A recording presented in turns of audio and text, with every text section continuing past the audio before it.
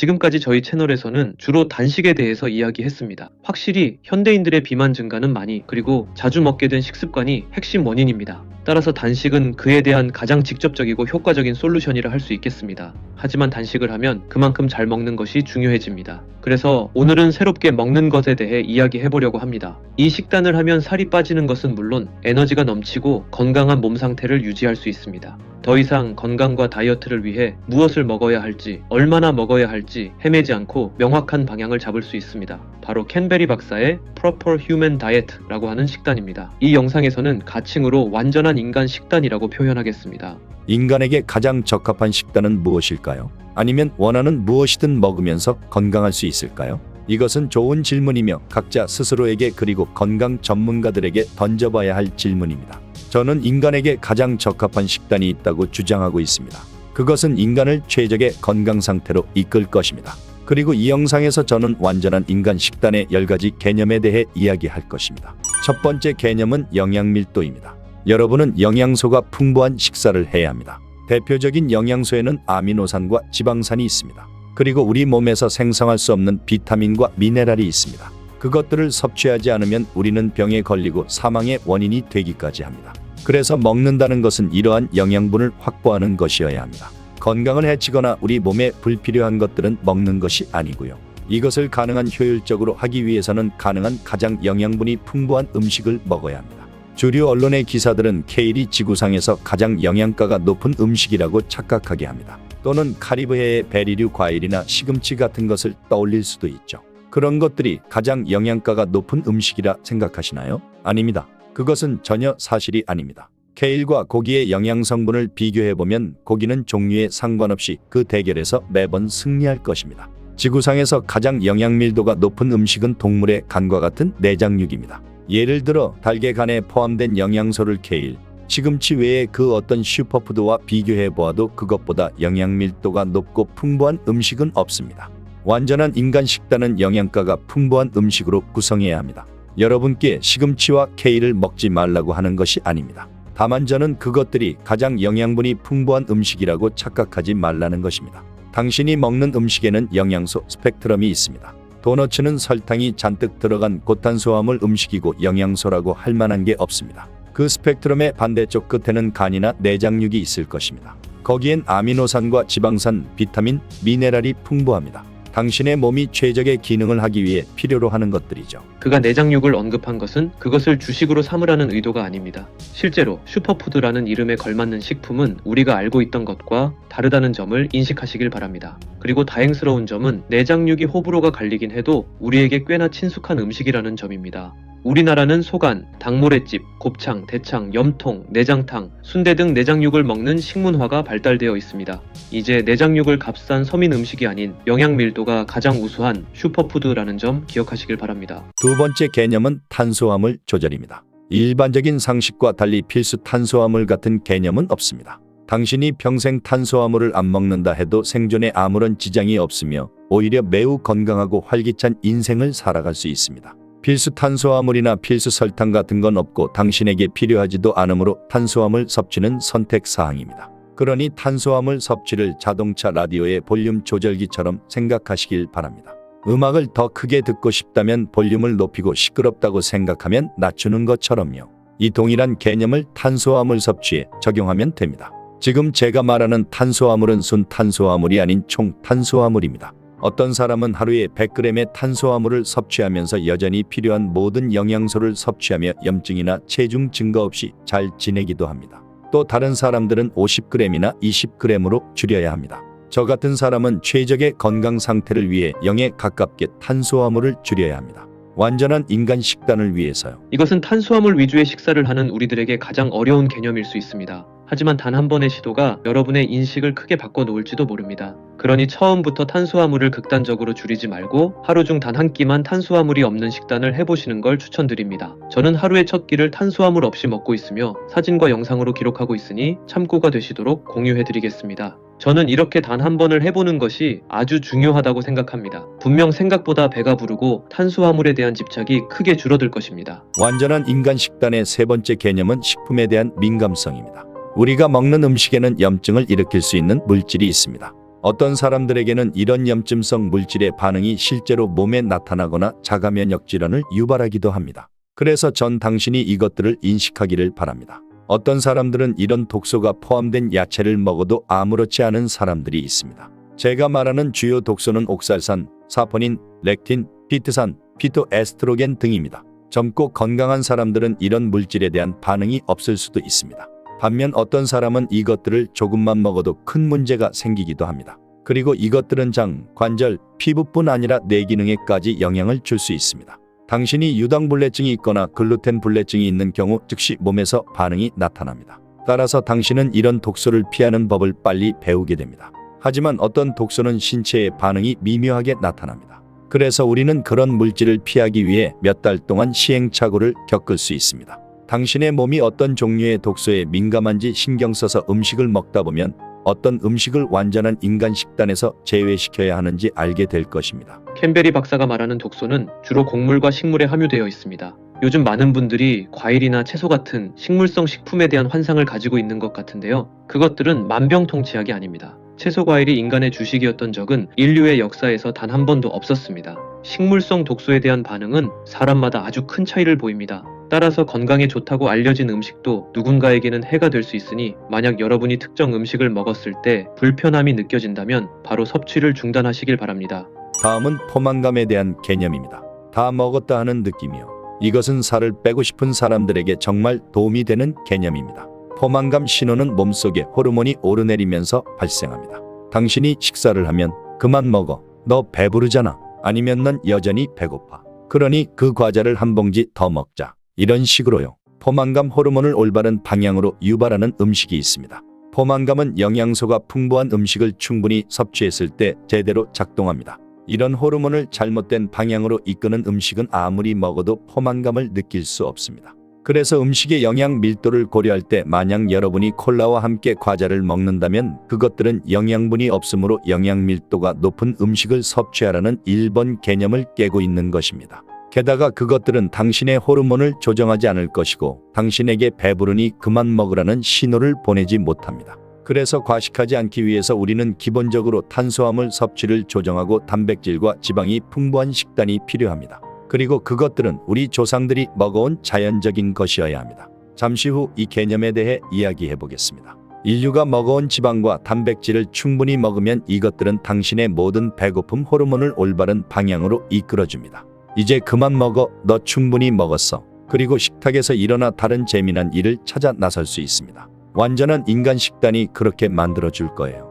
배가 터질 듯이 먹고 난 상태에서도 탄산음료는 잘 들어갑니다. 참 신기하죠? 밥 2공기를 먹기는 힘들지만 그보다 칼로리가 훨씬 높은 아이스크림 한 통은 쉽게 비울 수 있습니다. 정제된 설탕과 가공식품들은 포만감 호르몬을 자극하지 않기 때문입니다. 또한 그러한 음식들로 인해 혈당이 급격히 오르내리면 참기 힘든 허기짐이 찾아옵니다. 따라서 만약 여러분이 뒤에서 설명할 간헐적 단식을 성공적으로 해나가기 위해서는 가공식품을 줄여야만 합니다. 설탕과 탄수화물을 줄이고 고기와 계란, 생선 같은 단백질과 지방이 풍부한 자연식품의 비중을 높인다면 포만감은 오래가고 허기짐은 줄어들기 때문에 단식도 훨씬 수월하게 해낼 수 있습니다. 완전한 인간 식단의 다음 개념은 단식입니다. 네, 먹지 않는 것도 완전한 인간 식단의 일부입니다. 당신은 이미 매일 6시간에서 8시간 동안 단식을 하고 있습니다. 자는 동안 당신은 먹지 않으니까요.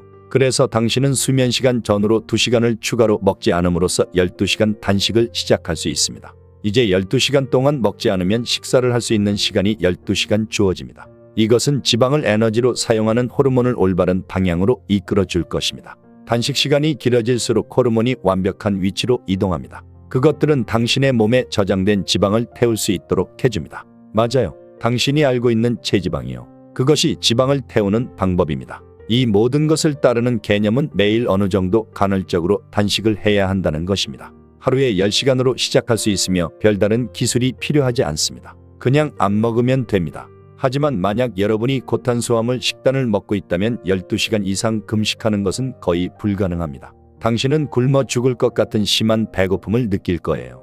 하지만 높은 영양 밀도를 위해 단백질과 지방이 풍부한 식단을 하면 예전처럼 2시간이나 4시간마다 심한 허기짐을 느끼지 않을 거예요.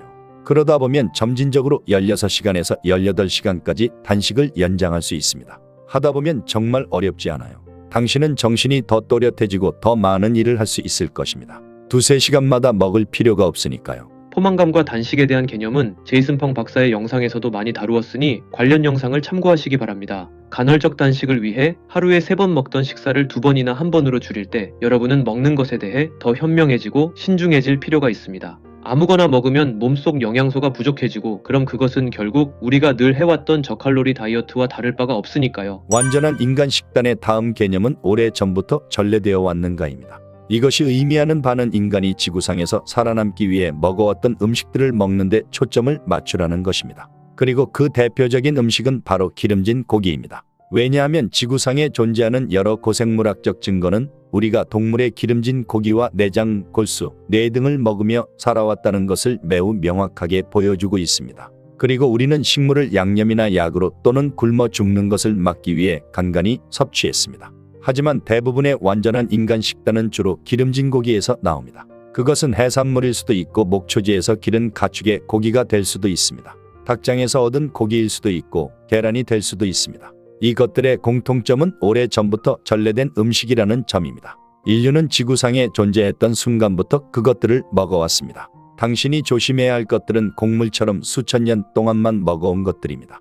4,000년 전부터 먹었던 술이나 15,000년 정도 된 곡물처럼요. 치즈는 대략 몇천 년 전부터 먹어왔을 것입니다. 그래서 엄격한 키토제닉 다이어트나 카니보어 다이어트는 치즈를 허용하지 않기도 합니다. 현대적인 가공 과정을 거치지는 않지만 우리 몸은 그것에 불과 몇천 년밖에 노출되지 않았습니다.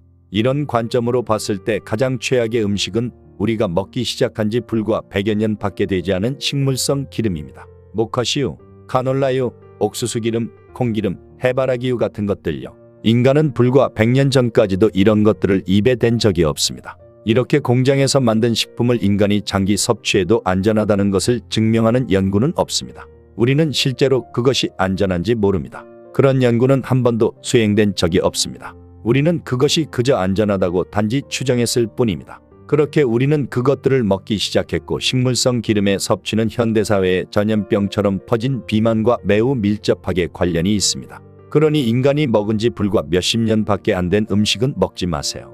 오랜 기간 입증되지 않은 것들은 피하세요. 공장에서 만들어진 고도로 가공된 식품도 피해야 합니다. 한 가지 성분으로 된 음식을 드세요. 원재료명에 10개 또는 20개, 심하게는 100개 이상의 재료가 써있는 음식은 좋지 않습니다. 공장에서 만들어진 음식은 인간에게 적절하지 않습니다. 키토나 저탄수라는 이름이 들어간 빵이나 과자들이 있는데요. 그것은 아몬드 가루, 코코넛 가루 또는 견과류 가루로 만들어집니다. 우리가 견과류 몇 개를 먹는 것은 아마도 괜찮을 것입니다. 하지만 견과류 50개 분량의 가루로 만든 가공 음식은 인간에게 적합하지 않습니다. 다시 한번 강조해서 말씀드리지만 자연적인 식품을 드세요. 공장에서 나온 식품은 고도로 가공되어 있습니다. 그것은 우리 몸속 호르몬을 혼란스럽게 할 것입니다. 배가 부르다는 신호를 줄 수 있는 음식이 더 좋습니다. 이것은 많은 사람들로부터 키토 다이어트가 주목받는 이유이기도 합니다. 하지만 탄수화물이 적은 키토빵, 단백질 쉐이크, 제로슈거 음료나 식품도 결국 가공식품의 일종이며 자주 먹으면 너무 많이 먹게 되는 경향이 생길 겁니다. 왜냐하면 그것들은 완전한 인간 식단의 개념을 따르지 않기 때문입니다. 저는 이 개념이 완전 인간 식단의 가장 핵심이 되는 내용이라고 생각합니다. 이러한 관점으로 보면 우리가 어떤 음식을 먹으며 살아가야 할지가 명확해집니다. 그리고 식품회사의 교묘한 마케팅에도 흔들리지 않을 수 있습니다. 인간은 수백만 년 전부터 지구에서 살아오며 먹어온 음식들이 있습니다. 그리고 그 음식들을 잘 소화할 수 있게 진화해 왔습니다. 하지만 고도로 가공된 식품들이 생겨나기 시작한 건 고작 100년 남짓이죠. 우리 몸은 이것들을 제대로 처리하는 방법을 모릅니다. 그래서 이런 음식들을 먹었을 때 우리는 살이 찌고 병에 걸립니다. 사람들이 건강에 관심이 많아질수록 식품회사의 마케팅 역시 훨씬 교묘해집니다. 요즘에는 특정 성분을 강화하거나 줄인 상품을 출시하고 그것이 마치 건강한 식품인 것처럼 광고를 합니다. 단백질 쿠키나 제로 음료 같은 것들이 대표적이죠. 하지만 그것들 역시 고도로 가공되었다는 점에서는 별로 나을 것이 없습니다. 탄단지 비율만 맞춘다고 그것이 건강한 음식이 될 수는 없습니다. 평생 고기나 채소만 먹으면서 탈나는 건 아닙니다. 저 역시 그렇게 하지 못하며 여러분이 그렇게 극단적으로 가는 걸 원치 않습니다. 다만 여러분이 자신을 소중히 여기고 지금보다 건강해지고 싶다면 무엇이 내 몸에 더 적합하고 건강에 좋은 식품인지를 구분할 수 있어야 합니다. 완전한 인간 식단의 다음 개념은 적절한 미네랄 섭취를 보장하는 것입니다. 충분한 단백질과 지방을 섭취하고 있는지는 쉽게 확인할 수 있습니다. 비타민도 정확히 알기는 어렵지만 적절한 음식을 먹고 있다면 어느 정도 섭취하고 있다는 것을 알 수 있죠. 하지만 미네랄은 또 다른 것입니다. 미네랄은 원소의 주기율표에 있는 원소입니다. 기억나시나요? 고등학교 화학 시간에 봤던 차트요. 이것들은 핵융합에 의해서 만들어지며 음식에 얼마나 있는지 알기 어렵습니다. 그리고 당신은 현대에 우리가 먹는 음식이 자라는 토양에 대해 알아둘 필요가 있습니다. 현재 우리가 접하는 음식은 미네랄이 고갈된 토양에서 자라납니다. 그 토양은 수십 년 동안 단일 작물을 생산했거나 과도하게 사용되었습니다. 그리고 영양분이 풍부한 토양이 되도록 올바른 재생 복원 작업을 수행하지 않았습니다. 그런 토양에서 자란 작물에는 미네랄이 부족합니다. 그래서 저는 미네랄 보충제를 섭취할 것을 추천합니다. 우리가 산업형 농업에서 재생 농업으로 돌아가지 않는 한 우리에게는 미네랄을 보충할 방법이 필요합니다. 완전한 인간 식단에서 미네랄을 잊지 마십시오. 음식을 통해 비타민과 미네랄을 얼만큼 섭취했는지를 측정하는 것은 불가능에 가깝습니다. 이럴 때 종합 비타민이나 미네랄 영양제를 유용한 도구로 활용할 수 있습니다. 그것은 이 식단에서 지향하는 인공적인 방법이긴 하지만 자연적인 음식만을 고집하다 영양 결핍 상태에 있는 것보다는 그것이 훨씬 나은 선택일 것입니다. 최근 우리나라에서는 채소과일식이 유행처럼 번지고 있는 것 같습니다. 정말 당근이나 사과만으로 우리가 필요로 하는 모든 영양소를 섭취할 수 있을까요? 절대 그럴 수 없습니다. 캔베리 박사의 언급대로 현대의 토양은 예전과 같지 않으며 우리가 먹는 과일과 채소에 얼마만큼의 영양소가 들어있는지는 알 수 없는 노릇입니다. 게다가 요즘 과일은 우리가 줄여야 할 당분의 함량이 굉장히 높아졌습니다. 따라서 여러분은 당도가 높은 과일을 주의해야 합니다. 과일은 살아있는 천연식품이니 괜찮다고요? 비만의 주범이라고 하는 설탕도 천연식품에서 추출한 성분입니다. 과일 속 단맛도 그 성분은 설탕일 뿐 그 이상도 이하도 아닙니다. 완전한 인간 식단의 다음 개념은 유행하는 다이어트에 빠지지 않는 것입니다. 당신은 키토제닉 다이어트, 카니보어 식단이 일시적으로 유행하는 다이어트라고 생각할 수 있습니다. TV나 언론에 자주 나오니까요. 키토제닉 다이어트, 저탄고지, 카니보어란 무엇입니까? 그것은 인간이 항상 먹어왔던 방식, 즉 완전한 인간 식단의 재발견입니다. 그리고 그것이 우리가 먹어야 하는 올바른 방법입니다. 많은 지방과 단백질을 섭취하고 탄수화물을 줄인 식단이 완전한 인간 식단입니다. 제가 말하는 유행하는 식단은 미국 당뇨병협회가 추천하는 식단 같은 겁니다. 이런 것이 유행하는 다이어트입니다. 백발의 노신사들이 회의실에서 당뇨병 환자는 이렇게 먹어야 한다고 결정했습니다. 그 협회에서 추천하는 식단이 당뇨병 환자에게 좋다는 걸 증명하는 연구는 없습니다. 그 식단이 인간에게 당뇨병으로부터 벗어나게 해준다는 걸 증명하는 연구도 없습니다. 그런데 왜 추천하는 거죠? 단지 수십 년 동안 유행했기 때문입니다. 그리고 저는 다음 10년을 예상할 수 있습니다. 그 식단은 대시 다이어트, 웨이트와처, 제니 크레이그 다이어트처럼 곧 사라질 것입니다. 왜냐하면 그것들은 분명히 적절한 인간의 식단이 아니기 때문입니다. 그것들은 당신에게 적절한 영양소를 제공하지 않으며 영양 밀도가 낮습니다. 그들에게 유행하는 식단은 돈을 버는 수단입니다. 미국 연방정부의 마이플레이트 지침 또한 유행하는 다이어트입니다. 그것은 어떤 연구에도 기반을 두지 않습니다. 그것은 그저 10억 달러 규모 농업 기업의 의견의 집합체입니다. 우리 대중이 의지하면 안 되는 사적인 의견일 뿐입니다. 그들은 그저 많은 곡물을 저지방 유제품들이 많이 팔리기를 바랄 뿐입니다. 그것들을 팔기 위해 이걸 꼭 먹어야 합니다라고 말합니다. 그것이 마이플레이트 지침이 형성된 과정입니다. 전혀 과학적이지 않은 음식 피라미드의 아류일 뿐입니다. 그러니 유행하는 다이어트에 빠지지 말고 완전한 인간 식단을 드세요. 여기서 언급된 마이플레이트는 2011년 비만과 성인병 예방을 위해 미국 농무부에서 발표한 지침으로 과일과 야채, 곡물, 단백질을 각각 4분의 1씩 구성하는 식단입니다. 뭔가 새로워 보이지만 이것은 우리가 오래전부터 접해왔던 농식품업계의 로비로 만들어진 피라미드 식단하고 크게 다를 바가 없습니다. 전형적인 저지방, 고탄수화물 식단이죠.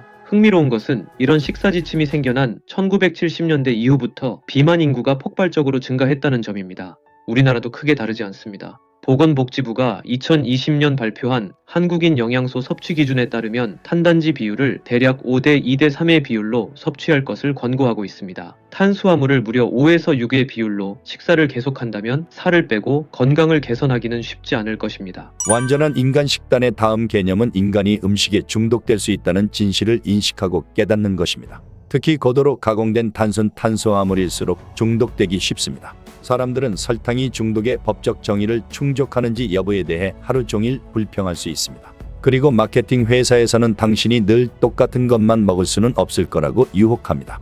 그들은 당신에게서 최대한 이득을 취할 수 있도록 중독성 있는 음식을 만들기 위해 노력합니다. 그러니 절대 언제든 합법적인 마약을 거절하고 끊을 수 있다고 생각하지 마세요.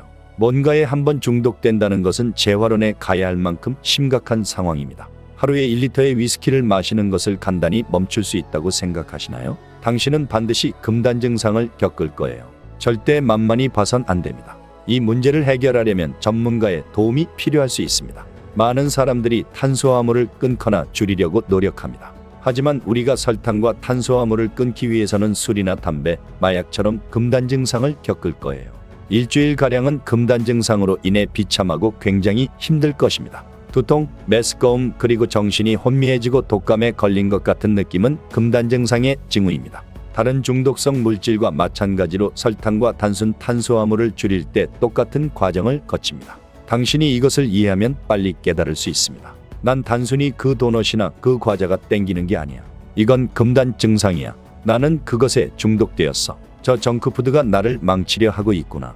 당신이 멀어지고 싶은 것에 대해 정확히 파악했다면 당신은 그것에 맞서 싸울 수 있고 이겨낼 수 있습니다. 완전한 인간 식단에 중독성 있는 음식은 포함되어 있지 않습니다.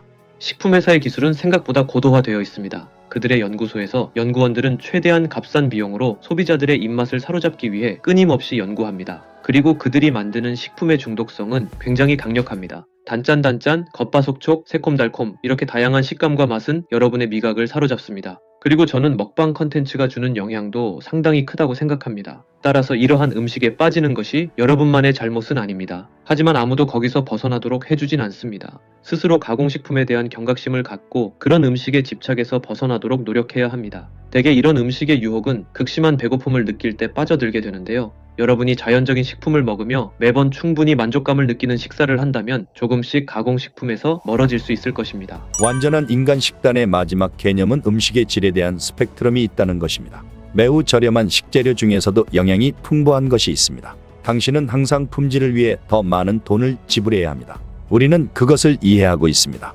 당신의 삶 그리고 친구, 가족, 사랑하는 사람들의 삶을 가치 있게 여긴다면 식사를 차릴 때 최대한 그에 맞는 음식을 내놓을 것입니다. 만약 당신이 예전에 저처럼 주머니 사정이 어렵다면 당신이 감당할 수 있는 것은 가게에서 가장 싼 소세지 뿐일 것입니다. 가장 싼 통조림 고기, 스팸, 싸구려 소세지 밖에 구입할 수 없을 거예요. 괜찮습니다. 왜냐하면 그것이 과자나 허니번, 도넛, 콜라 같은 것보다 1000배는 낫습니다. 그게 당신이 살 수 있는 전부라면 가게에서 가장 싼 고기를 구입해서 드세요. 물론 경제적인 여유가 생기면 더 좋은 것을 먹어야 합니다. 하지만 가장 싼 음식밖에 살 수 없다면 그래도 괜찮아요. 천천히 다음 단계로 올라가면 되죠. 다짐 육 같은 걸 구입해서 드세요. 그것도 영양소가 풍부하고 좋은 음식이에요. 그것이 완벽한가요? 아니요, 완벽하지 않아요. 당신이 식단에 더 큰 비용을 감당할 수 있을 때 목초육, 소고기 같은 걸 구입해 드세요. 그 고기는 일반적인 고기보다 오메가3 대 오메가6의 비율이 더 좋습니다. 그건 사실이고 의심할 여지가 없습니다. 하지만 당신이 지금 싸구려 소세지를 살 수밖에 없는 사정이라면 임시방편으로 그걸 사서 드세요. 탄수화물을 섭취하는 것보다 장기적인 건강에 훨씬 좋습니다. 당신이 감당할 수 있는 범위 내에서 최고 품질의 고기를 드세요.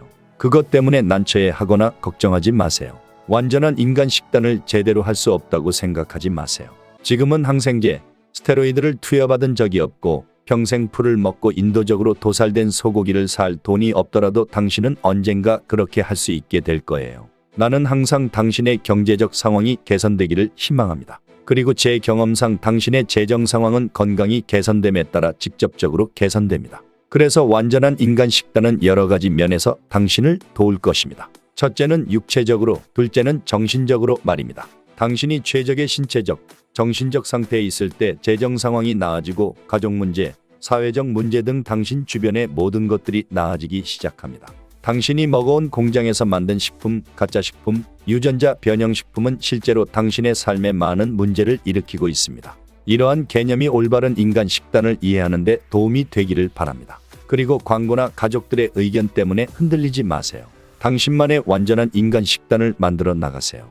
일단 이러한 개념을 이해하면 광고나 가족의 전통에 속지 않습니다. 또는 동료들이 뭐라 해도 흔들리지 않을 거예요. 당신은 완전한 인간 식단을 알고 있기 때문입니다. 부끄러워할 일이 아닙니다. 당신은 자랑스러워해도 됩니다. 여러분의 신체와 정신을 최적의 상태로 만들기 위해서는 완전한 인간 식단을 먹어야 합니다. 제가 캠베리 박사를 좋아하는 이유는 그가 스스로 만든 개념을 직접 실천하며 몸소 증명하고 있기 때문입니다. 특히 마지막 개념은 직접 경험한 사람이 아니면 절대 할 수 없는 가치 있는 노하우입니다. 저도 완전 인간 식단을 실천하는 데 있어 이 충고가 정말 큰 도움이 되었습니다. 우리의 식단이 늘 100% 완벽할 수는 없습니다. 매번 풀만 먹고 자란 자연 방목 소고기를 먹을 수 없고 동물 복지가 보장된 사육 환경에서 유기농 사료만 먹고 항생제를 투여받지 않은 행복한 닭이 낳은 달걀만 먹을 수는 없는 노릇입니다. 다만 우리는 같은 예산으로도 훨씬 나은 선택을 할 수 있습니다. 정제된 밀가루를 가공 기름에 튀긴 후 각종 식품 첨가물과 설탕으로 버무린 2,000원짜리 과자보다는 100g에 800원 하는 돼지고기 다짐 육이 훨씬 나은 선택입니다. 따라서 완전 인간 식단 또는 키토제닉, 카니부어 식단을 하는 데 있어 돈이 없다는 것은 핑계가 될 수 없습니다. 제 경험상 마트에서 구할 수 있는 최고의 식재료를 구입한다 해도 배달 음식을 주문해 먹는 것보다 훨씬 저렴합니다. 여러분이 이 영상을 보고 당장 식단을 180도 바꿀 수 있을 거라 생각하진 않습니다. 다만 저는 여러분이 새로운 관점으로 건강과 다이어트를 바라볼 수 있게 되길 원합니다. 조금은 이상해 보일 수도 있습니다. 하지만 그것은 어쩌면 우리가 알던 상식이 잘못된 프레임 속에 갇혀 있었다는 걸 의미하는 게 아닐까요? 이상한 다이어트였습니다.